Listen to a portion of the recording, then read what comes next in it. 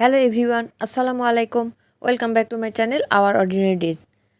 আজকের রেসিপি চিংড়ি মাছ দিয়ে আলু রান্না। এখানে কিছু চিংড়ি মাছ আমি কেটে নিয়েছি, ধুয়ে নিয়েছি।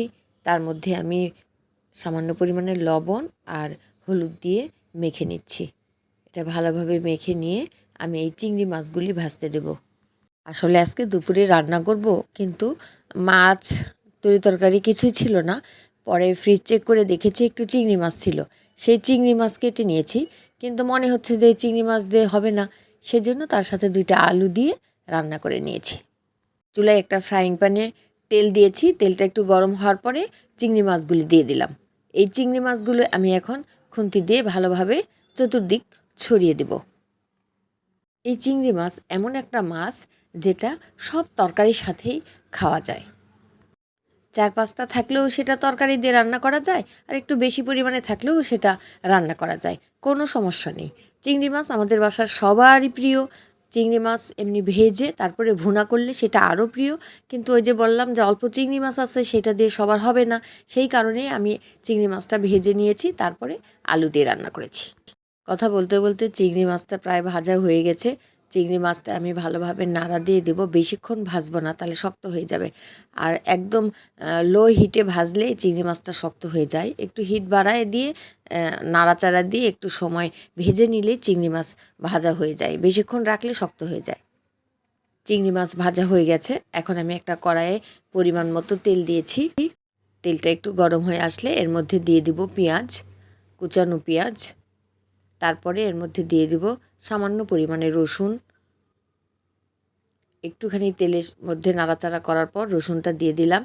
আবারও একটু নাড়া দিয়ে দিব। এরপরে দিয়ে দিব সামান্য পরিমাণে আদা।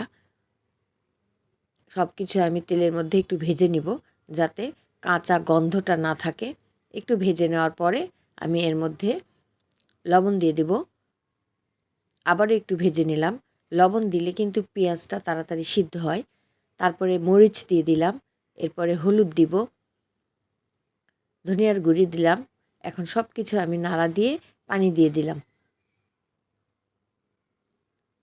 এখন সব কিছু ভালোভাবে নাড়া দিয়ে আমি একটা ঢাকনা দিয়ে ঢেকে দিব। এই মশলাটা ভালোভাবে কষিয়ে নিব। মশলাটার পানি শুকিয়ে গেছে, এটা একটু নাড়া দিলাম। নাড়া দিয়ে এখন এর মধ্যে কেটে রাখা আলু দিয়ে দিলাম। আলু দিয়ে আবারও আমি বেশ কিছুক্ষণ নাড়া দিব।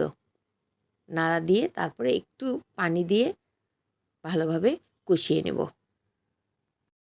এর মধ্যে টমেটো দিলে তো আরও ভালো লাগতো, কিন্তু আজকে কিছুই ছিল না, এই কারণেই দিতে পারিনি।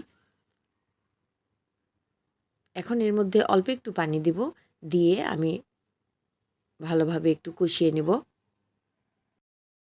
যে তরকারি আমি রান্না করি না কেন, মশলার মধ্যে যদি একটু ভালো করে কষিয়ে নেওয়া হয়, সেই তরকারিটা খেতে কিন্তু ভালো লাগে। মানে ওই তরকারিটার কাঁচা কাঁচা গন্ধটা থাকে না, সেই জন্য খেতে ভালো লাগে। আলুটা কষানো হয়ে গেছে। এখন এর মধ্যে আমি চিংড়ি মাছ দিয়ে দেব। চিংড়ি মাছ দিয়ে আবারও আমি একটুখানি সময় নাড়া দিয়ে কষিয়ে নিব, যাতে সব কিছু একসাথে মিশে যায়। একটু সময় কষিয়ে নেওয়ার পরে এর মধ্যে দিয়ে দেব আমি পানি, পরিমাণ মতো পানি দিব। দিয়ে আবারও একটু নাড়া দিব। দিয়ে এইটা আমি বেশ কিছুক্ষণ রান্না করে নিব। 7-8 মিনিটের মতো রান্না করব। এই রান্না করার মুহূর্তটা স্কিপ হয়ে গেছে। তৈরি হয়ে গেছে চিংড়ি মাছ দিয়ে আলু রান্না। ভিউয়ার্স, কেউ কি আমার মতো চিংড়ি মাছ দিয়ে আলু রান্না করেছেন? যদি রান্না করে থাকেন কমেন্ট করে জানাতে পারেন। সবাই ভালো থাকবেন। আল্লাহ হাফেজ।